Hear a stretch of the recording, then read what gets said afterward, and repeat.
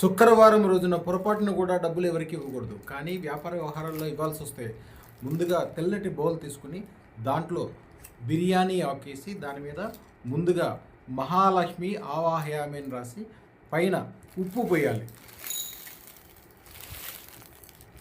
తర్వాత దాని మీద పసుపు జల్లి ఉంచుకోవాలి. ఎప్పుడు ఇది మహాలక్ష్మి ఆవాహయామి అని 108 సార్లు చదివి ఇది ఎప్పుడు లక్ష్మీదేవి దగ్గర ఇంట్లో ఉంచుకోవాలి.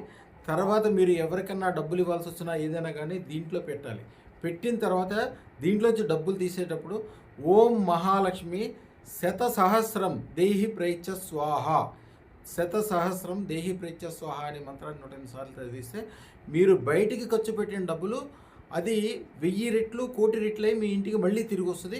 ఎప్పుడు ఇబ్బంది ఉండదు. ఇది బాగా గుర్తుంచుకోండి. అందరి కుటుంబాలకి ముఖ్యంగా వ్యాపారస్తులకు అవసరం. కలియుగంలో సుఖ సంతోషాలు అష్టైశ్వర్యాలు భోగభాగ్యాలు కలిగించే శక్తి ఓన్లీ అదృష్టరత్నానికి మాత్రమే ఉంటుంది. అందుకనే వెంకటేశ్వర స్వామి అందరికీ వరాలు ఇచ్చే వెంకటేశ్వర స్వామి కూడా అదృష్టరత్నాన్ని ధరిస్తాడు. అదృష్టరత్నం లేని జీవితం, సూర్యుడు లేని భూమి సేమ్ ఒకటే. అందుకని అదృష్టరత్నం తప్పగా ధరించండి. వడ్డీ వ్యాపారస్తులు మార్వాడీలు ఎప్పుడూ ఈ తంత్రాన్ని వాడతారు, ఒట్టి శుక్రవారమే కాకుండా. అందుకనే వాళ్ళ ధనము అక్షయంగా పెరుగుతుంది. శుభం వ్యాప్తి.